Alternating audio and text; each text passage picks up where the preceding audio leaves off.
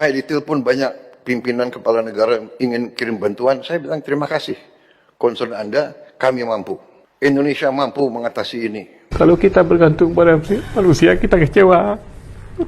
Tapi kalau kita bergantung kepada Allah, ya kita terima semua apa adanya gitu. Kita akan terima apa adanya. Saya tersentuh dengan apa yang disampaikan oleh Mualim. Itu tamparan keras pada pemerintah itu sebenarnya. Apa yang disampaikan beliau-beliau ini nonsen. Karena apa? Statement dari Aceh itu mengkonfirmasi. Nggak ada yang bisa diharapkan.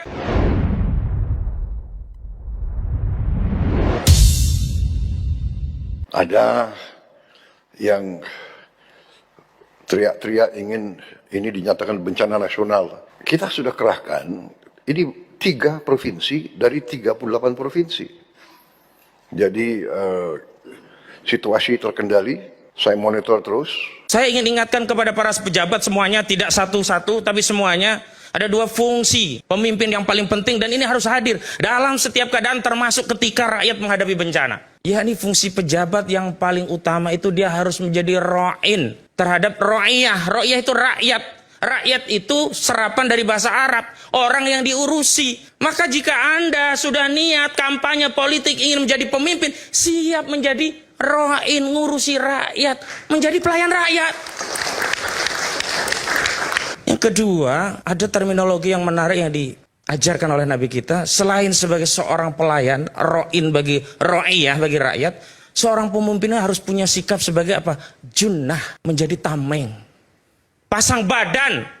Pemimpin yang benar itu dia tidak akan kenyang sebelum rakyatnya kenyang. Dia tidak akan merasakan kelaparan sebelum dia tahu bahwa rakyatnya sudah kenyang semua. Jadi tidak sekedar bernarasi tentang empati, tapi dalam praktik keseharian kebijakan itu jauh. Bukan bicara soal ada kemampuan, tetapi faktanya kemampuan itu tidak terukur, tidak terrealisasi, belum sampai dirasakan rakyat. Rakyat masih menunggu, bahkan menagih, bahkan menuntut. Kalau ada di antara saudara-saudara yang dianugerahkan Tuhan punya pengaruh, entah itu kecil atau besar, dan punya kemampuan untuk berbicara panjang lebar, gunakanlah dengan bijak, bukan sebaliknya, memperumit. Jangan menggiring-giring seolah pemerintah tidak kerja. Dan saya tadi menyayangkan apa yang disampaikan Teddy Indrawijaya. Kok begitu sikap negara kepada rakyatnya? Alih-alih membangun narasi yang menyatukan, memberikan ucapan selamat walaupun bahasa lainnya nyindir, ya terima kasih terhadap influencer yang telah memberitahukan kekurangan kami. Setidaknya kami akan tindak lanjuti. Tetapi alangkah baiknya sebelum disampaikan kepada publik, sampaikan dulu pada kami. Ini bahasa-bahasa pilihan yang bisa diambil, yang itu justru mengkonfirmasi negara hadir untuk menyerap apa yang menjadi aspirasi rakyatnya. Bukan langsung, waduh, seolah-olah kita dihadap-hadapan. Enggak bisa sendiri. Rakyat nggak bisa menghadapi bencana ini sendiri, clear. Negara, pemerintah juga tidak bisa menghadapi masalah ini sendiri, clear. Ruh kepemimpinan ini nggak ada. Yang ada apa? Ingin manggul tapi disorot kamera, kemudian dipuja-puja, setelah itu di like, share, and comment. Luar biasa Bapak. Wah, terima kasih bantuannya. Habis itu foto, cekrek foto, cekrek. Pejabat pun ikut-ikutan latah seolah-olah ada wisata bencana dan tanpa malu tertangkap kamera.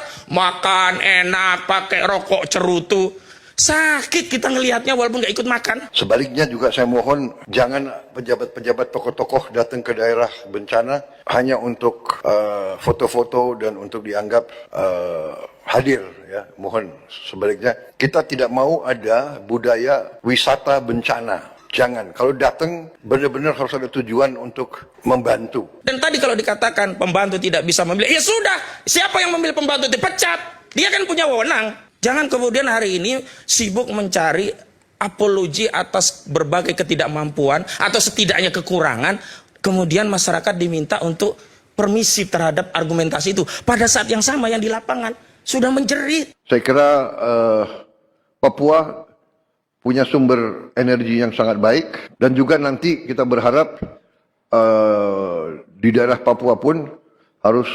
ditanam kelapa sawit supaya bisa menghasilkan juga BBM dari kelapa sawit. Lalu kita lupa terhadap akar masalah. Selama ini kan narasi yang selalu kita bangun ini bencana ekologis. Bencana disebabkan cuaca ekstrim, hujan yang luar biasa. Tapi kita lupa ini ada bencana politik yang menyebabkan bencana ekologis. Nggak ada yang bisa membantah semua ini bencana ini terjadi karena apa? Karena deforestasi, pembalakan hutan yang ugal-ugalan. Deforestasi apa? Lahan sawit, industri kayu, oligarki sawit. Kita sibuk ya memikirkan dampaknya, tapi penyebabnya nggak pernah kita urusi. Saya mau tegaskan, tidak ada industri sawit di negeri kita itu yang dibangun di atas pembebasan kebun-kebun rakyat. Beberapa sajalah pakai plasma.